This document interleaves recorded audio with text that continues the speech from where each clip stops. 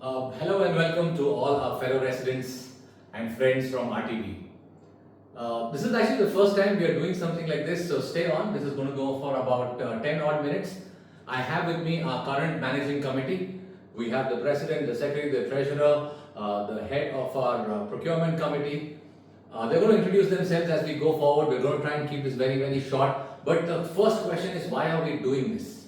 As a lot of you know, we are going to have a general body meeting which is going to happen on Sunday, that is the 12th of July. What is a general body meeting? It is where all the residents come together, the managing committee proposes a few resolutions and we try and vote for them. We either vote them in or we vote them out. What should we vote for? What is it that you should vote for? This is something that we're going to discover today. We're going to understand what are the resolutions that are going to be presented, what is the thinking behind all of it, and hopefully with their explanation we will understand what goes behind it and we will make an informed decision. So with that, let's move on to first question to our president, Mr. Sudarshan. Sir, please tell us, why are we having this general body meeting and why are we having this today? We are having this in this week. Good evening. As per our bylaws, we are supposed to have our annual general body meeting within 30 days from the date by which we receive our financial audited reports. Hence, having received it by the end of June, we have now proposed our meeting to be held on 12th of July 2026 in RTB, and we shall be presenting our performance and also seeking your mandate on a number of resolutions that we have proposed. So thank you very much, President, for this one. I believe there are some resolutions which are coming on the spend. We are going to be spending money. I would love to know more about it. I'm sure so would you. So we have Naveen here. And just one thing before we go on to the questions. You know, we keep hearing about the managing committee members. We keep hearing about, you know, they're doing this, they're not doing that, all of that. Just one thing that I'd like to remind all of you of before we get into the questions. Please understand, all of us here are residents. So the folks from managing committee, a lot of you are going to be standing for elections that are coming very soon. So let's keep an open mind. When they are talking about this, they're also living here, right? So they know what's happening. They're speaking to each one of us. They're speaking to so many of you. With that, Naveen, let's go on to what are the spends about. Over to you. Well, look, the spend is all about enhancing the quality of living in RTB. Also about the safety, right? So we have deliberated a lot of resolutions. There are totally 18 of them, and mainly on the capex side. So we decided to, make investments in the CCTV for the basements. You know, CCTVs are very important, and the proposal is to cover every nook and corner of the basements of RTB. It's been a repeated request from many residents. We're looking at 400 plus cameras, getting you imaging at real-time basis, right? So it's very critical for us. The next request that has been coming up is the boom barriers. One of the biggest challenges has been is unauthorized vehicles getting into the basement. So we have successfully implemented the Park Plaza boom barrier at the gate, and now we're going to do it for the basement entrance and the exits. And this would allow us to ensure that no unauthorized vehicles get into our basements. Then we're looking at the Bescom loop line. You know, we have been isolated now. We got ourselves isolated from the Jakur line that used to keep tripping. You know, there's a big spend on diesel. And now it's pretty good. But what happens is between the three phases of RTB, right, we don't have a local loop. A local loop is a redundant line, a redundant ring around this. So the whole idea is that if any one of the phases fail, we tap the energy from the other phase. How does this help us? Helps us save on fuel, basically diesel, and also runtime on the generator maintenance. So very key out here. Then we're also looking at the EV charging ports. You'll be surprised that we just have 2 professional car chargers on the surface, and similar for 2-wheelers. And the whole idea here now is to move to 14, high quality charging stations for cars, and similarly 14 for 2-wheelers. Now this is a need, right? Today everybody's moving to EV. And no matter what happens, we are going to look at how to implement this in the near future. But however, the builder, we've been asking them, and they have not come forward with implementing this. They've just provided us the ports, but not the infra for it.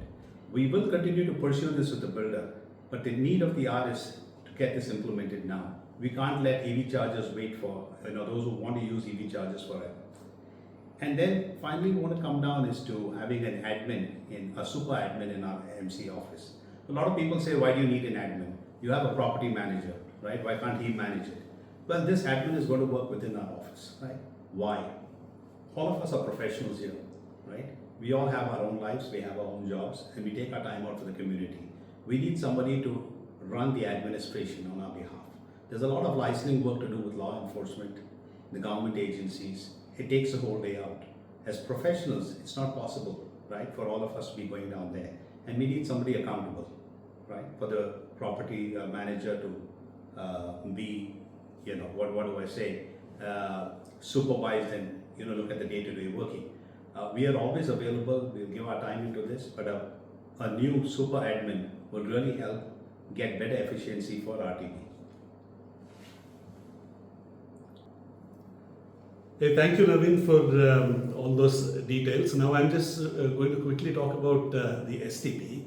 We have had a very professional company come in from Bombay and do a technical audit of all these of STP1 and STP2. They've come out with some findings. STP1 in particularly was particularly not suitable for the size of the community it is serving.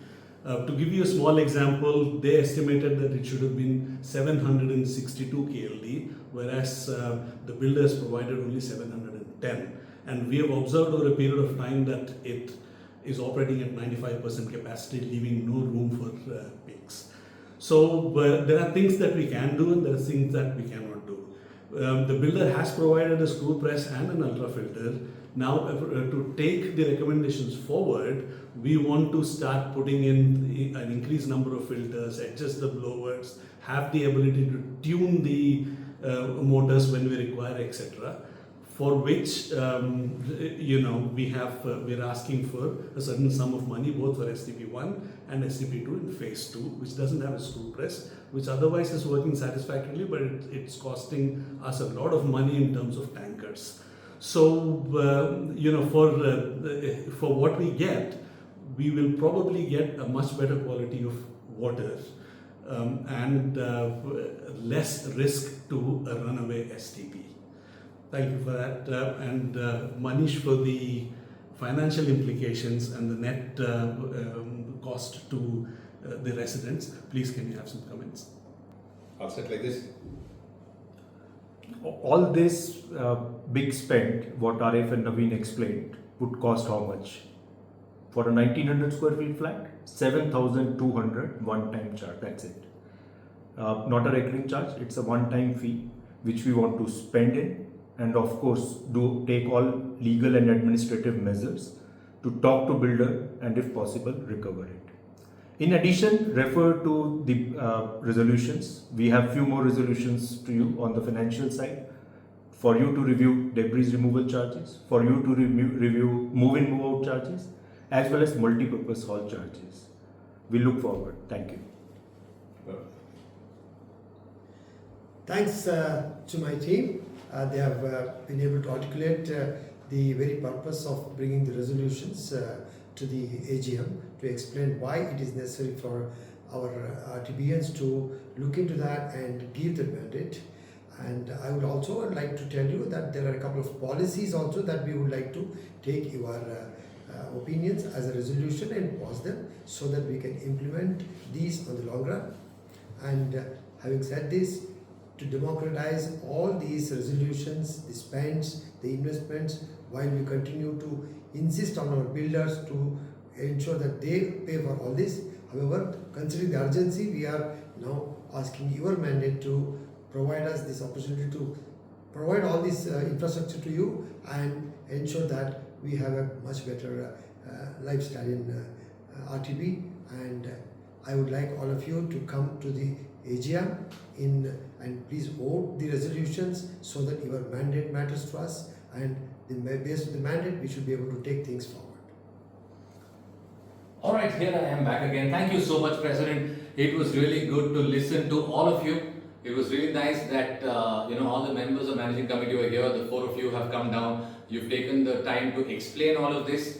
I believe I've been staying here for the last 3 years, and this is the first time ever that I'm seeing something like this happen, where each one of you will get a chance to listen to them, to watch this video in the comfort of your home, in your privacy, have some thoughts, because a lot of times when all of this is explained for the first time in a very, very large gathering, we don't always get the time to understand it completely. A lot of times when it's read in text, we don't always get the motive behind it, the tone behind it is not always understood. So this is our attempt to come together, to bring a lot of information forward, and to make sure that we as RTBians know what we are paying for. We are able to make our community better, make it a lovely space for all of us to live. I'm really looking forward to seeing all of you at the AGM. The AGM is happening on the 12th of July. It starts at 10 o'clock. Be there in great numbers, and let's vote for what we truly believe in. Thank you.